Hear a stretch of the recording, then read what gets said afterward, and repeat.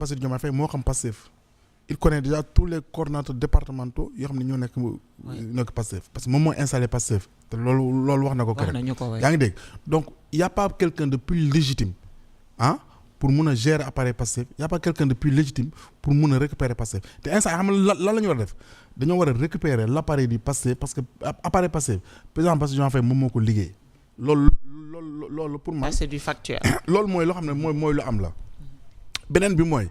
c'est vrai que il nous reste encore 2 ans et demi mais 2 ans et demi yi président Bassirou déjà sur ces 2 ans là am na ay bases yoo xam ne posé na ko am na ay fondements yoo xam ne posé na ko maintenant li ñu war mooy instant yi am quelqu'un qui puisse insuffler quelqu'un qui puisse vraiment mettre en œuvre idée ak vision bi nga xam ne le président Bassirou Diomaye Faye am na ko te proposé nañu ko à Sénégal mu nekk ci projet bi ñu mën ko mettre en œuvre pour que en 2029 les réalisations soient visibles pour le peuple sénégalais pour ñu mën a taxaw ne on a besoin d'un second mandat pour eggali chantier yi comme ni ñu ko defoon ak maître Abdoulaye Wade ne nañ ko jox deuxième mandat mu yeggali chantier yi. loolu ci loolu commencé wul loolu mooy sama problème. non commencé nañ chantier yi ngeen commencé. non xam nga chantier. D'abord am na loo xam ne mooy am en amont mooy il faut nga initier ko nga structurer ko out financement yi tout ça là en fait quoi xam nga nag bu ñu fàtte que ni on a hérité d'un pays boo xam ne y a des tensions yoo xam ne. non vous avez hérité d'un pays y a des tensions yoo xam ne am na ko non. parce que pays bi ngeen hérité moom les signaux étaient au vert. non xam nga nag par devoir de vérité xam nga ñun on a pris la décision vraiment de dire au Sénégal la situation réelle du pays. En tout cas il le faut de. parce que pour ñu dañuy jàpp loolu ji nga ànd bu yàgg boo bëggee mu yàgg. il faut ñu waxante dëgg bu ñu waxantewul dëgg ànd bi du yàgg te su boobaa naxante lay doon. te ñun dañuy jàpp ne suñu diggante ak Sénégal yi nekkuñ ci logique naxante dañuy nekk ci logique wax leen dëgg ànd liggéey réew mi donc on a pris le soin de dire la vérité au Sénégal de leur dire la situation réelle du pays. C'est quoi la vérité? Maintenant bi ñu loolu amee xam nañ Sénégal fan la tolloon wala ak fan la ko ñi doon wax naan fan lañ toll. ñu xam ko léegi nag posé nañ fondement yooyu noonu donc on est en train d'abord de discuter avec les investisseurs les bailleurs et tout ça là. parce que gis nañ que ne vraiment xam nga ñu bañ ko ñu nangu ko. Sénégal c'est un pays stable c'est un pays stable. te ñoo xam ne que finance investisseur dafa soxla réew mi stable. Aujourd'hui malgré qu'il y a une ceinture de sécurité de feu qui nous entoure on a un pays qui est très stable. Et donc loolu dafa baax ci investisseurs yi donc président Bassirou Diomaye Faye démb ak tey mi ngi Nairobi donc sur plus de 20 et quelques millions d'euros am na ci ñaari secteurs yoo xam ne concerné nañu muy le secteur de la santé donc loo xam ne président signé na ci ay convention te am nañ yaakaar ne incha allah yooyu yëpp bu ñëwee plus l'accompagnement du FMI Inch'Allah, donc pour les 3 ans à venir, les 2 ans et demi à venir, on aura un résultat probant, un résultat religieux. Déjà loolu moo andi discours bu am solo bi mu amal démb foofee ca Nairobi surtout par rapport aux investisseurs ak appel bi nga xamante ne daanaka président Bassirou Diomaye Faye def na ko surtout tubaab yi nga xam ne Papis dañ leen daan maanaam image bi ñu jox Sénégalais yi ci tubaab ci français au moins xam nga image bu négative la vraiment parce que dañu jàpp ne français yi ñun ñoo ñu tere avancé français yi ñun ñoo ñu yàqal ba suñu président bi fi jógee sax dañ doon wax naan moom maanaam c'est comme si talibé Macron la daf koy mais xam nga ñun dafa am lu ñu jaay Sénégalais mooy souveraineté. Ouais. Souveraineté bi c'est souveraineté sur le plan économique souveraineté sur beaucoup de plans te souveraineté bi mooy dañuy toll foo xam ne dañuy traiter d'égal à égal donc day nekk partenariat win-win. gagnant loolu lañ propose Sénégalais te loolu moo tax Sénégalais yi fal ñu tey jii nii même surtout boo jëlee sur le plan du football tey jii nii en Europe les plus grands joueurs yi nekk di football ci terrain européen mais ay benn africain yaa ngi dégg donc loolu moo tax ñun ñu jàpp ne tey jii nii ak autre nañ souveraineté boobu noonu xam nañ suñu toll xam nañ suñu valeur président Bassirou Diomaye Faye xam na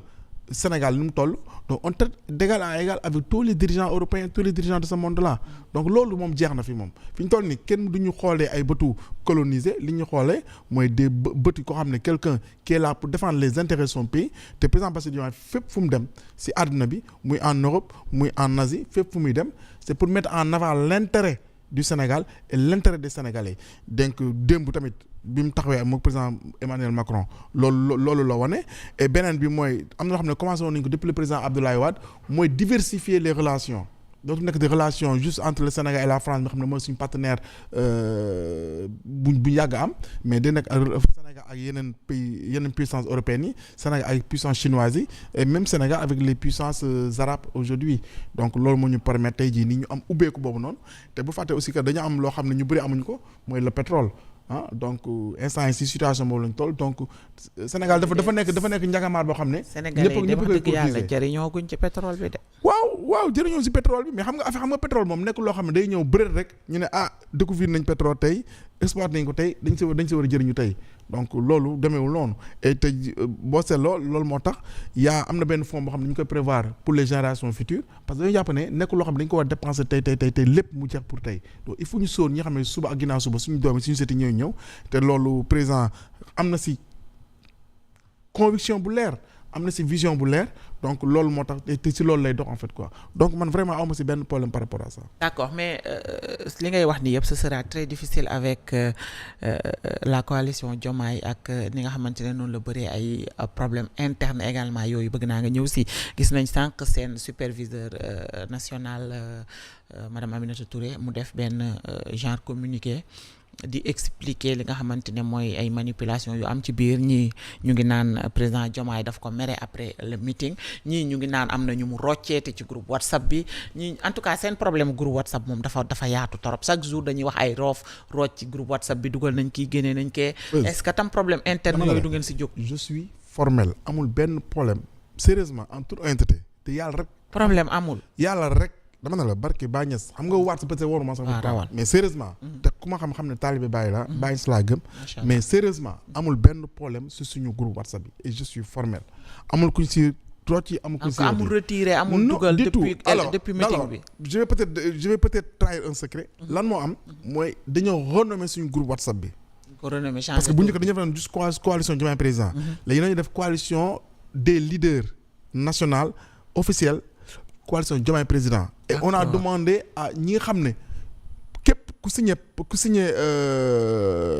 charte bi yaa ngi ci groupe bi donc loolu kese la donc on a ñëpp ñi signé charte bi du ci groupe bu bees bi donc képp ku si parce que groupe bu njëkk ba am na si ñoo xam ne nekkoon nañ te signé woonu charte bi donc vraiment comme dañoo tëre ay charte yu bees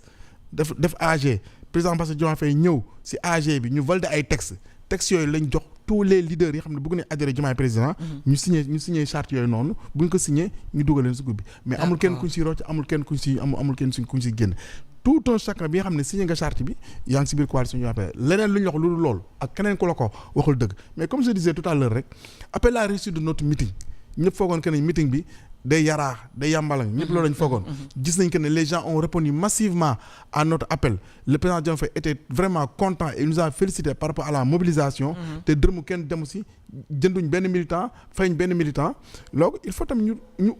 ut lay boo xam ne nañu ko taxal docteur Aminata Touré mais y a pas plus démocrate que docteur Aminata Touré mais am na ñu naan moom dafay def kumba am ndey kumba amul ndey ci biir coalition bi aussi sérieusement man gisuma ko en toute honnêteté Aminata Touré si coalition bi la ñu xamante maa moom mais moi j'ai découvert une femme de principe une femme de valeur jigéen boo xam ne mais day déglu ku nekk loolu laa man en tout cas man loolu laa gis te loolu laay dund ak moom su ma amee benn idée su ma amee samay xalaat ñu ma ñëw exposer ko en réunion il donne la parole